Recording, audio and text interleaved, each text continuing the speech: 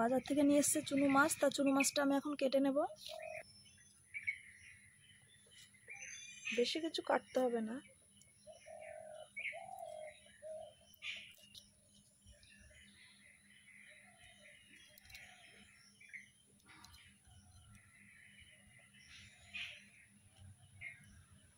ডিম হয়ে গেছে সব মাছ।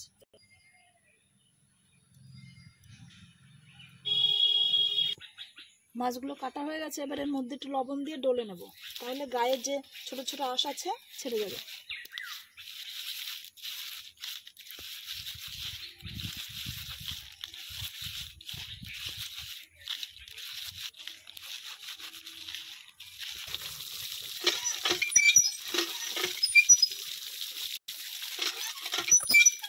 ডাটাগুলো এবার আমি পাতলা পাতলা করে কেটে নেব। যেহেতু ছোট মাছ তাই পাতলা পাতলা করে কাটবো।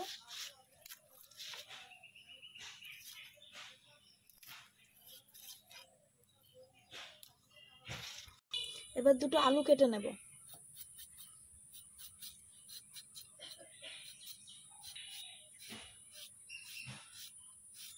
আলুটাও পাতলা পাতলা করে কাটবো।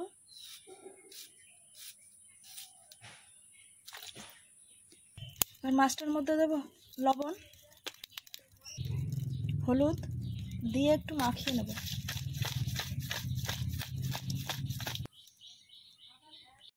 উনুনে কড়াই বসিয়ে দিয়েছি, কড়াইটা গরম হয়ে গেছে। দেব সর্ষের তেল।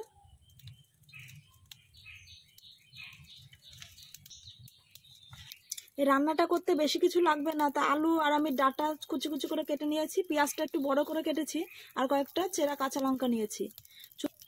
চুনো মাছ, এই মাছটা বেশি মশলা দিলে ভালো লাগবে না, তার জন্য আমি খুব অল্প জিনিস দিয়ে রান্নাটা করব। তেল গরম হয়ে গেছে, এবার মাছগুলো ভেজে নেব।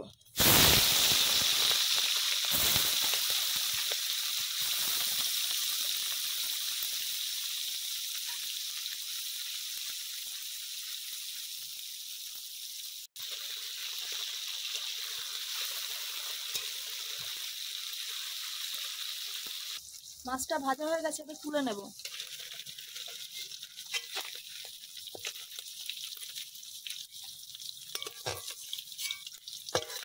এই মাছ ভাজা তেলে আমি তরকারিটা করব।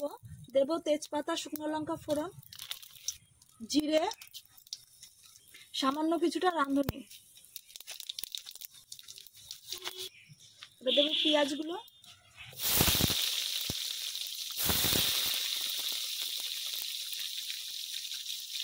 কাঁচা লঙ্কাটাও দিয়ে দেবো,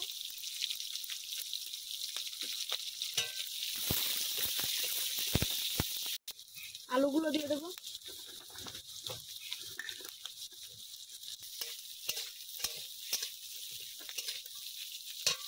পরিমাণ মতো লবণ, হলুদ,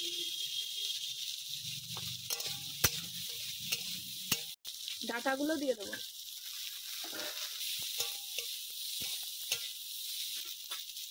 ভালো করে ভাজা হয়ে গেছে, এবার আমি দিয়ে দেবো জল, অল্পই দেবো।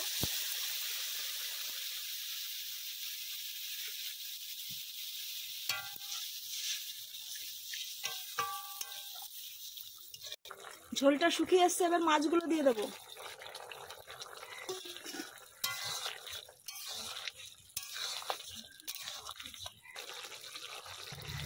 ঝোলটা শুকিয়ে এসছে, এবার আমি এটা নামিয়ে নেব।